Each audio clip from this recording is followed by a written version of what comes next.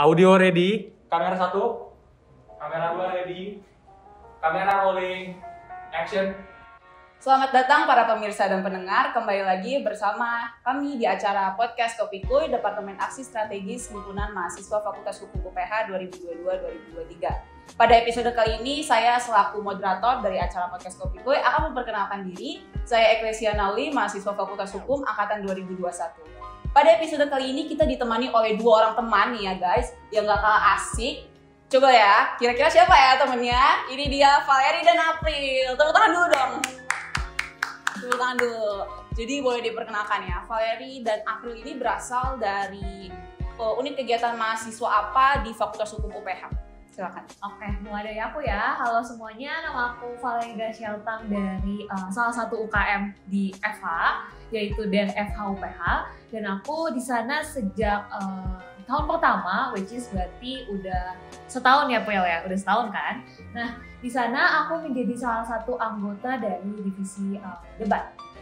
Oke, kalau aku, halo semua, aku April. Aku sekarang menjabat sebagai bendahara DER dan menjabat dari tahun ini, tapi anggotanya udah dari tahun lalu 2021. Oke, kan dari DER ya. Boleh diceritain dong, DER ini tuh unit kegiatan mahasiswa yang bergerak dalam bidang apa ya? Kira-kira aktivitasnya tuh apa aja gitu? Kalau dari DER sendiri itu, kita itu sesuai namanya DER Debat and Research. Jadi kita debat juga, kita riset juga. Kita itu menyalurkan lomba-lomba baik eksternal maupun internal. Jadi kita anak-anak anggota DER itu disalurin buat lomba KTI karya tulis ilmiah atau debat, mau eksternal di UPH ataupun internal kalau misalnya unit lain tuh buka open lomba gitu.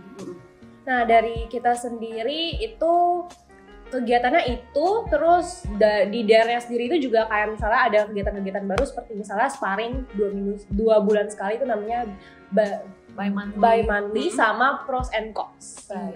Terus sebenarnya selain itu kan tadi yang diceritain April tuh lebih ke yang serius-serius gak sih Pel, ya kan? Benar. Tapi sebenarnya DER itu nggak cuma yang serius-serius, banyak juga acara-acara yang kita keluar-keluar gitu. Yang pertama ada RMT ya, itu kayak rapat musyawarah tahunan dan dilaksanain itu kayak setahun sekali. Dan itu kita nyelenggarain itu di luar gitu, jadi kayak outing. Nah selain itu kita juga ada satu lagi ya, ada Macan Kumbang nggak sih? Nah di Macan Kumbang itu kita juga kayak outing tapi lebih ke yang bonding gitu sih. Sama-sama anggotanya. Berarti enak ya, jadi maksudnya nggak serius-serius dulu tapi bisa juga have fun antar anggota seperti itu. Kalau gitu dari Valerie dan April sendiri nih sebagai anggota DER, lomba-lomba apa aja sih yang pernah diikutin? Kalau mulai dari aku, sebenarnya aku itu udah 2 kali. Yang pertama kali aku ikutin itu yang KTI. Nah yang kedua itu aku ikut lomba debat waktu itu di salah satu universitas negeri di Banjarmasin. Waktu itu lebih mengarah ke temanya itu lebih ke kesetaraan HAM di Indonesia itu sih. Nah di dalam sana juga kita kalau lomba, terutama kalau lomba debat itu mosinya ada yang lumayan banyak. Dan sebenarnya challenge banget sih kalau lomba-lomba debat itu, karena sometimes di mosi-mosinya itu benar-benar yang agak apa nih gitu kan, sesuatu yang baru banget. Jadinya kita perlu riset banyak juga. Tapi jujur di pengalaman lomba itu bakal banyak banget gak sih kayak pengalaman yang kita dapat, terus juga kita jadi banyak interaksi gitu sama teman-teman baru. Itu sih. Kalau dari aku sendiri, aku udah pernah 2 juga. Yang pertama itu debat di Universitas Trunojoyo.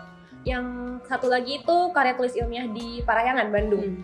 Nah kalau dari aku sendiri, waktu itu pas di Parahyangan itu ngangkat tema besarnya itu SDGs, Sustainable Development Goals, yang lagi gempar dibincangkan nih. Terus dari KTI-nya sendiri itu dikasih 5 topik sebenarnya, tentang pembangunan ibu kota Nusantara yang baru, terus kesetaraan gender, terus tentang VR, virtual reality, terus 2 lagi itu tentang masyarakat adat, sama tentang aku lupa satu lagi, pokoknya ada 5. Tapi dari aku itu, aku akhirnya ngangkat yang IKN, yang tentang ibu kota, yang disambungin sama ekonomi inklusif ya, yang lagi bincangin juga nih belakangan ini.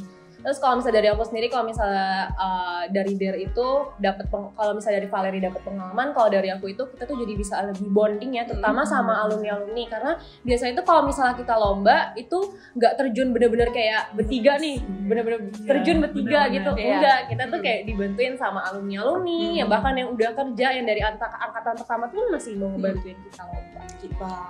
Seru-seru juga ya kedengarannya. Tapi tadi yang menurut aku poinnya agak menarik itu yang pas April mention tentang ekonomi inklusif gitu ya. Mungkin bisa dijelasin nggak? Ekonomi inklusif itu tuh apa sih konsep ekonomi inklusif itu? Oke, jadi ekonomi inklusif sendiri itu seperti yang kita tahu di Indonesia itu kan negara kepulauan dengan banyak pulau ya. Benar. Dari Sabang sampai Merauke. Tapi mirisnya sebenarnya pulau-pulau di Indonesia ini tuh pendapatannya tuh nggak merata. Pembangunan ekonominya tuh juga nggak merata. Dan didominasi oleh Pulau Jawa sama Pulau Sumatera. Pulau Jawa itu sekitar 54% dan Pulau Sumatera itu sekitar 21%. Yang lain tuh tertinggal. Nah, jadi ekonomi inklusif ini tuh seupaya pemerintah untuk gimana caranya sih kita menyamaratakan ekonomi yang ada di pulau-pulau di Indonesia nih, gitu. Jadi pembangunannya merata, ekonominya merata. Jadi yang di pelosok-pelosok, terutama di daerah 3T, terdalam, terluar, sama tertinggal, itu nggak ketinggalan lah sama si negara-negara di ibu kota. Oke, berarti ekonomi inklusif itu berarti upaya kita dalam pembangunan ekonomi yang melibatkan semua orang gitu ya, tidak terlepas dari rasnya apa, agama apa, bagaimana orang itu seperti apa gitu. Cuman menarik juga gitu ya, kayak berarti pembangunan ekonomi itu nggak merata gitu kan ya. Ada beberapa daerah yang mungkin tidak terjangkau, beberapa golongan-golongan yang mungkin tidak terjangkau gitu. Nah mungkin dari situ kita bisa kita bisa berpikir juga gitu, bagaimana pemenuhan hak asasi manusia dari orang-orang mungkin yang tidak terjangkau tersebut gitu loh, yang mungkin akses listriknya susah, apa segala macam infrastrukturnya masih rendah gitu. Ada beberapa hak yang mungkin tidak didapatkan oleh orang-orang ini gitu. Seperti yang kita tahu tadi kan, ekonomi inklusif itu kan artinya apa ya? Seperti kita include seseorang gitu loh, ya kan, mengikut sertakan seseorang gitu, seperti itu.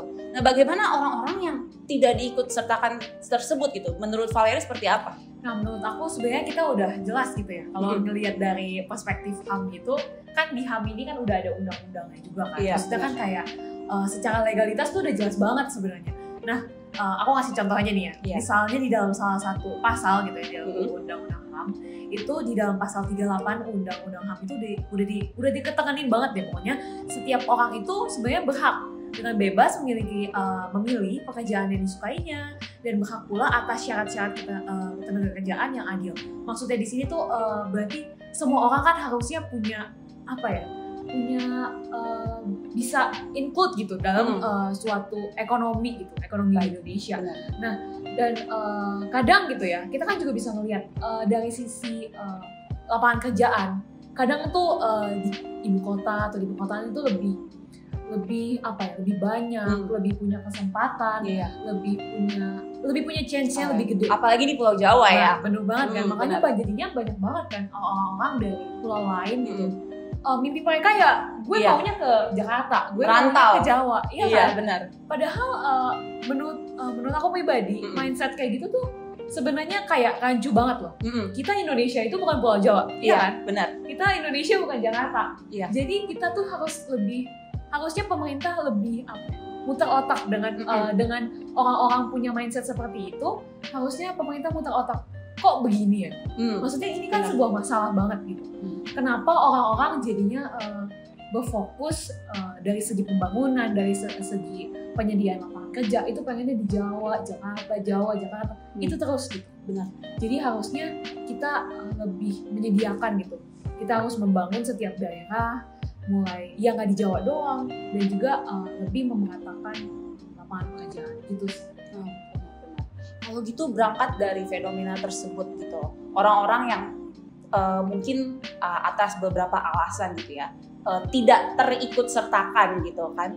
Menurut April dan juga Valeri, ada nggak sih kasus-kasus HAM di Indonesia gitu kan, terutama orang-orang yang mungkin tidak terikut sertakan gitu kan, yang kiranya tuh kasus ini tuh mengurangi salah satu hak yang dimiliki masyarakat gitu loh, yang memang harus terpenuhi gitu. Kayak misalnya ya mungkin ada kurang misalnya pembangunan infrastruktur gitu kan, ada beberapa masyarakat yang masih tertinggal dan mungkin kurang terjangkau oleh pemerintah lain sebagainya. Menurut April gitu, bagaimana April melihat fenomena tersebut? Ya, kalau menurutku itu pembangunan yang gak merata, ekonomi yang gak merata itu kan memang salah satu bisa dibilang pelanggaran HAM ya, karena kita tuh setiap individu tuh nggak punya hak yang sama, terutama di daerah-daerah pedalaman yang kayak tadi aku bilang.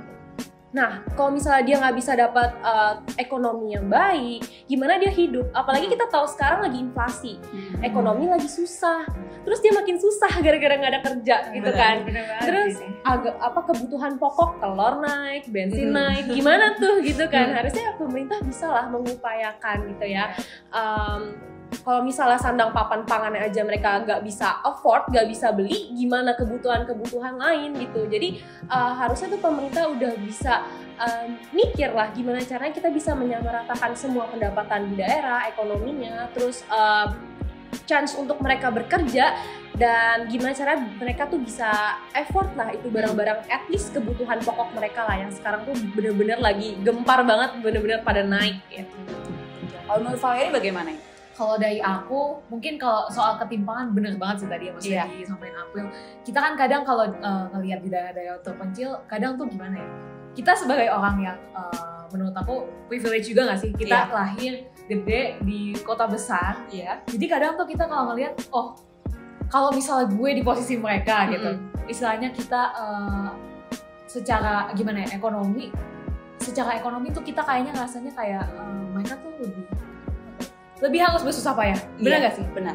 Bukan karena kondisi ekonomi dari latar belakang keluarga doang, tapi memang situasi kondisi yang memaksa gitu. Dari segi pemerataan infrastruktur, misalnya pendidikan. Coba kita di kota gini, kita ngakses segala macam gampang. Dan itu juga membuat kita berpikir soal perekonomian, pembangunan, itu lebih gampang di reach gitu. Lebih gampang dapetnya. Tapi kalau kita melihat pembangunan ekonomi kayak di desa, itu kayak something yang sulit. Nah menurut aku ya balik lagi sih, pemerintah harusnya mengupayakan. Terus juga dari yang udah di-mention banget sama April soal sandang pangan papan yang harusnya terpenuhi aja di daerah-daerah terpencil aja belum susah. Realisasi susah. Apalagi kita mau nge-reach mimpi yang pembangunan infrastruktur. Nah, makin jauh nggak? Iya, benar. Jadi mulai dari hal-hal yang lebih basic, terus naik ke sana. Apalagi mimpi kita kan maunya ekonomi inklusif, benar nggak? Benar. Sulit banget nggak sih? Kadang tuh kayak konsep itu susah banget buat diraih. Benar nggak? Jauh banget nggak? Iya. Kayak gitu. Padahal sandang pangan papan nggak sulit. Jadi mulai dari kecil, gue harap pasti bisa kok kita dapet di Indonesia tuh ekonomi inklusif yang benar-benar ekonomi. Berarti berawal dari sebuah langkah kecil gitu ya. Kalau menurut April dan juga Valerie gitu, berangkat dari masalah ekonomi inklusif ini gitu, dimana mungkin tidak semua masyarakat terikut sertakan seperti itu, dan banyak masyarakat mungkin kan, terutama mereka-mereka yang belum daerahnya itu belum terjangkau gitu, belum mungkin dijangkau oleh pemerintah gitu. Apakah menurut Valerie dan April gitu, pembangunan infrastruktur ini menjadi salah satu langkah upaya kecil tadi yang bisa dibilang Valerie dalam upaya untuk mulai membangun konsep ekonomi inklusif ini, biar kita tuh biar kita juga nggak mikirin konsep ekonomi inklusif ini hanya sebagai sebuah cita-cita yang kita nggak tahu cara realisasi ini gimana gitu. Misalnya dari pemerintah, mungkin pemerintah bisa mulai menjangkau daerah-daerah gitu kan, yang emang mungkin dia belum punya akses listrik, air ledengnya belum ada gitu kan. Tak jarang juga misalnya kita lihat anak-anak gitu kan, anak-anak SD yang kalau mau pergi ke sekolah harus lewatin air sungai dulu, jembatannya rusak gitu kan. Sedangkan padahal anak-anak SD ini kan juga merupakan salah satu tunas bangsa gitu kan, yang akan melanjutkan Indonesia ke depannya gitu. Iya, kalau misalnya mau ke sekolah aja susah gitu kan, atau misalnya mau sekolah aja susah, sekolahnya juga mungkin nggak bagus gitu kan, kurang baik gitu kan, kurang layak untuk dibuat tempat belajar gitu. Apakah menurut Valerie dan April gitu, pembangunan infrastruktur ini menjadi salah satu langkah awal pemerintah gitu kan, yang mungkin harus segera dilaksanakan supaya upaya ekonomi inklusif ini terrealisasikan gitu, agar tidak hanya menjadi cita-cita aja gitu loh. Bagaimana menurut Valerie? Oke, kalau dari aku sendiri pembangunan infrastruktur itu kadang kita konotasinya besar banget, ya nggak? Iya, benar. Kayak lu pengen bangun daerah kayak misalnya daerah-daerah kecil, tapi lu pengennya bangunnya itu kayak udah kayak Jakarta gitu ya, yang udah tinggi, fasilitas semua ada, olahraga, hiburan, apalagi sekolah udah banyak, perkantorannya udah gede-gede banget. Kadang kan kita kalau ngeliat pembangunan infrastruktur tuh yang suatu hal yang besar kayak gitu. Iya. Tapi menurut aku pribadi, kalau untuk daerah-daerah yang terpencil banget, kadang kita tuh harus berpikirnya mulai dari hal-hal yang kecil, langkah kecil, benar kan? Jadi kayak misalnya pembangunan mulai dari sekolah dulu. Itu kayak salah satu tempat paling awal kita belajar sesuatu kan. Iya. Benar. Jadi dari situ kita pembangunan fasilitas sekolahnya dulu yang baik, pembangunan fasilitas akses ke tempat-tempat yang krusial gitu, misalnya kayak sekolah tadi yang tadi disebutin, anak-anak ke sekolah masih nyebrang lewatin sungai. Gitu. Nah itu gimana tuh? Padahal mau belajar kan? Padahal mau belajar doang, usahanya harus sebesar itu.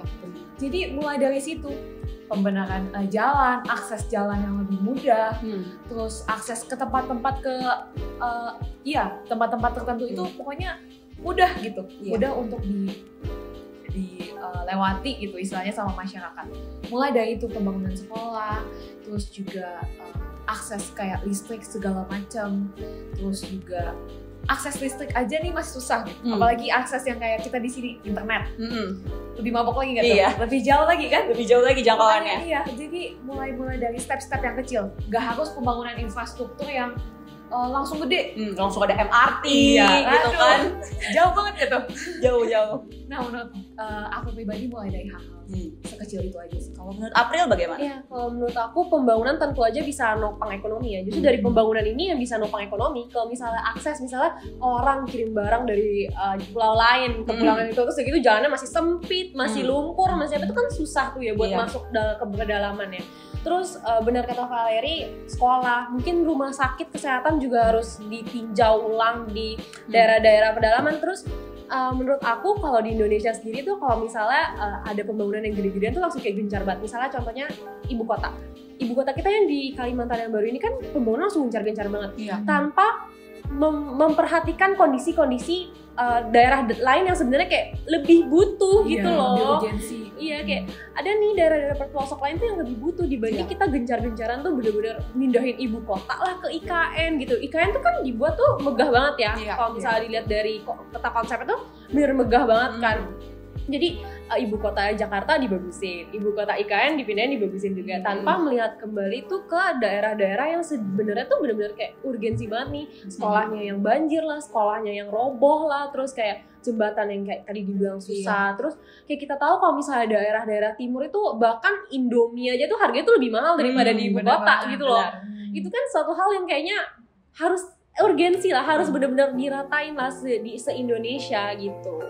Oke. Kalau gitu, tadi kan kita udah bicara gitu ya mengenai misalnya akses infrastruktur, anak-anak sekolah dan lain sebagainya gitu.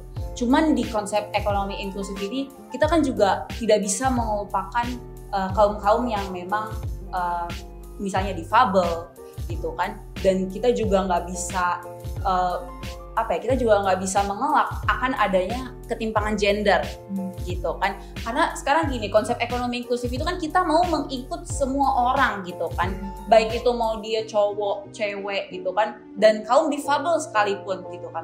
Nah tapi kalau misalnya kita lihat kesetaraan gender, ketimpangan gender ini masih ada gitu kan. Memang ada perbedaan biologis antara pria dan wanita gitu. Cuma perbedaan biologis ini seakan-akan dijadikan sebuah tuntutan sosial gitu kan. Jadi salah menafsirkan gitu kan. Nah menurut Valerie dan April gitu kan, bagaimana melihat ketimpangan gender yang terjadi gitu, atau mungkin pemenuhan akses penyandang disabilitas gitu kan yang masih belum terpenuhi gitu, misalnya kayak belum ada toilet untuk disabilitas gitu kan, walaupun misalnya kita lihat di mall-mall udah ada gitu kan, tapi tidak semua di sektor publik gitu kan udah ada gitu, tidak semua di sektor publik itu udah disediakan gitu tempat-tempat disabilitas ini gitu, apalagi mungkin yang bagi pekerja disabilitas khususnya gitu kan. Kita pernah melihat salah satu fenomena gitu kan yang dari aku baca, ada penyandang disabilitas gitu kan yang menggugat ke Peradilan Tata Usaha Negara karena dipecat oleh Ibu Sri Mulyani gitu. Jadi pemecatannya tersebut tuh tidak sesuai lah, dan dalam kasus ini penyandang disabilitas tersebut itu menang dalam gugatan PT UN ini gitu. Nah, menurut Valerie dan April gitu kan, dalam membangun konsep ekonomi inklusif ini, bagaimana sih nasib-nasib baik penyandang disabilitas dan juga mungkin fenomena ketimpangan gender yang ada gitu. Itu kan kita juga harus perhatikan. Nah, menurut April dulu, bagaimana melihat fenomena-fenomena tersebut? Kalau menurut aku, kalau tentang kesetaraan gender emang masih ramai ya. Apalagi di SDGs aja itu masih menyoroti masalah kesetaraan gender. Tapi menurut aku kalau di Indonesia sendiri itu udah mulai kondisikan sih, kayak kita lihat menteri-menteri di bagian-bagian DPR itu juga banyak kok sekarang yang udah masuk, yang perempuan-perempuan yang udah jadi penegak hukum di pemerintahan gitu. Kalau misalnya dari sisi difabel, ya emang sih masih kurang banget ya. Tapi mungkin pemerintah juga udah mulai mengupayakan dengan adanya yang kayak waktu itu Asian Para Games. Asian Para Games kan dia kayak ngundang-undang yang memang difabel, terus bisa merasakan apa ya sih orang normal yang bisa rasakan juga kayak Olimpiade. Terus kan dia itu kan dapat uang ya, jadi dia bisa lebih rata lah, lebih sama lah, bisa merasakan apa semua orang yang dia nggak bisa rasain, dia masih bisa rasa di Asian Para Games. Terus seperti yang aku tahu kayak misalnya ada kafe, sekarang tuh ada beberapa kafe, aku tuh taunya namanya Cafe Sunyi. Dia itu kayaknya waitersnya itu pada yang bisu. Jadi yang difabel tuh pada ke situ buat kerja, buat di situ diterima buat kerja, dan itu suatu hal yang unik loh menurut aku gitu kan. Malah jadi buat orang jadinya eye catching gitu. Malah kayak orang kayak ih pengen deh gue di situ gitu kan. Jadi menurut aku mungkin memang masih susah, tapi dengan hal-hal kecil seperti ini menurut aku juga udah merupakan sebuah kemajuan sih di Indonesia untuk memperjuangkan hak-hak para difabel ataupun para perempuan yang mungkin agak dikesampingkan ya dibanding laki-laki gitu. So, menurut Valerie? Kalau aku mungkin bakal lebih menyoroti ke yang difabel ya.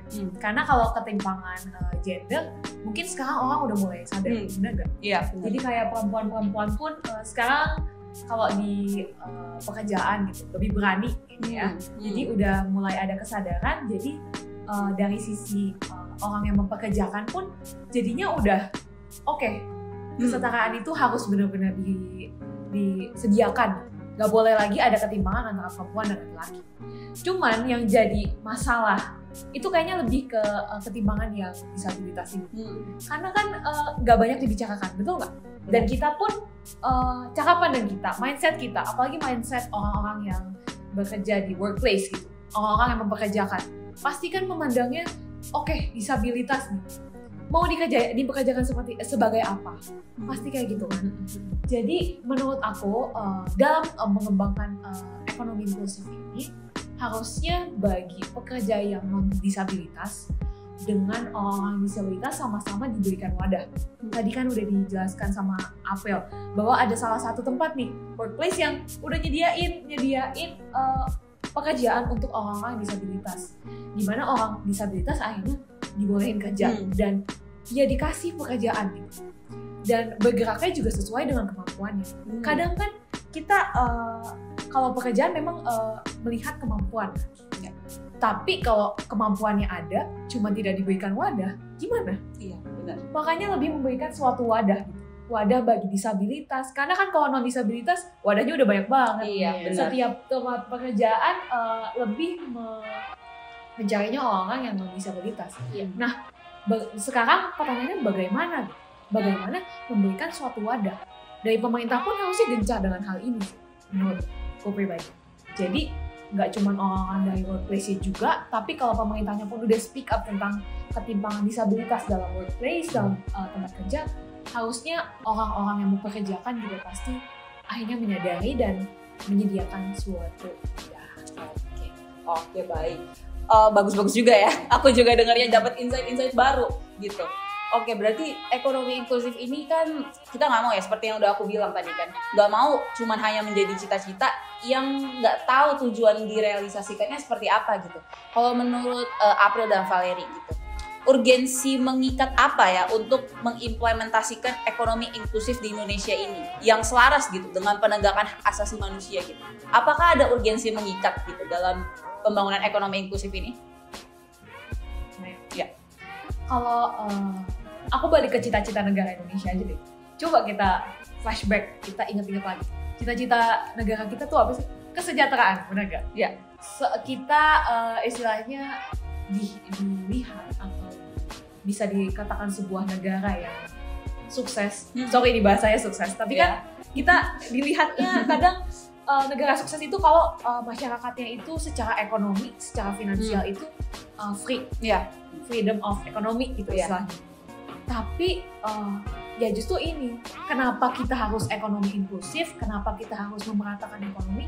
Ya karena ini, kita nggak mau orang yang terlalu orang sejahtera banget, tapi ini loh orang-orang yang di bawah, orang-orang yang di tempat-tempat terpencil tadi yang udah dikatakan oleh April bahwa daerah-daerah ini aja belum tersentuh gitu, bener-bener untouchable. Ini gimana nih? Kita di di Jakarta, di tempat pulau-pulau yang terpusat itu pikirannya udah yang sampai ekonomi maju segala macam. Kita pokoknya pikirannya udah yang jauh kadang. Tapi untuk orang ini kadang mikir buat besok makan, buat besok pergi ke sekolah nih, masih lewatin hal-hal yang cukup sulit. Tapi kita udah pikirnya jauh. Nah, dari sini kan udah kelihatan gitu ketimpangan. Kadang mimpi yang diraih, tujuan yang diraih untuk hari besok udah beda. Dari situ, kita udah, dari pengertian itu kita udah harusnya sadar. Ini ketimpangan benar-benar terjadi loh. Nah, dari situ kita berpikir gitu bahwa ya ekonomi inklusif ini suatu yang urgensi dan benar-benar harus kita reach. Iya. Kalau April? Kalau dari aku sendiri, kalau dari Valerie mungkin dari cita-cita bangsa Indonesia ya. Kalau aku mungkin dari RPJMN ya. RPJMN 2020 sampai 2024 aja tuh udah memfokuskan kita tuh untuk menyamaratakan pembangunan dan ekonomi di seluruh pulau. Jadi kalau misalnya udah jadi RPJMN kan berarti kan urgensi banget ya. Kasihan kalau misalnya zaman sekarang tuh orang kaya makin kaya, yang miskin juga makin miskin gitu. Udah kebutuhan susah, terus cari kerja juga sekarang banyak yang di PHK gara-gara Covid, banyak yang bangkrut juga, banyak yang pilot. Jadi harus itu sebuah urgensi lah gitu, at least bukan buat kehidupan yang mewah bagi orang-orang kaum-kaum yang susah, tapi ya at least buat memenuhi kebutuhan mereka lah, biar hidupnya tuh lebih terjamin gitu. Baik, gitu. Wah, pembicaraan yang sangat menarik sekali ya teman-teman ya gitu. Mungkin bagi-bagi teman-teman yang mungkin baru dengar gitu kan istilah ini, atau dengar udah dari dulu gitu kan, tapi mungkin baru cari tahu nih sekarang gitu kan. Menurut aku ini bisa dijadikan insight baru gitu ya, gimana pembangunan ekonomi inklusif ini merupakan salah satu urgensi gitu yang mungkin jarang dibicarakan atau mungkin jarang orang-orang tahu gitu kan. Ekonomi inklusif yang mengikut sertakan semua golongan gitu, seperti itu. Baik, terima kasih untuk Valerie dan April atas waktunya. Terima kasih untuk bisa datang di podcast Kopi Kuy. Aku harap juga kita bisa kerjasama lagi nih ya kalau ada lain kesempatan. Dan jangan lupa bagi teman-teman dan para pendengar, podcast Kopi Kuy tersedia dalam bentuk audio juga yang akan diupload di Spotify milik Himpunan Mahasiswa Fakultas Hukum UPH atau HMFH UPH. Sekian dari saya, terima kasih, selamat bertemu di podcast selanjutnya. Bye!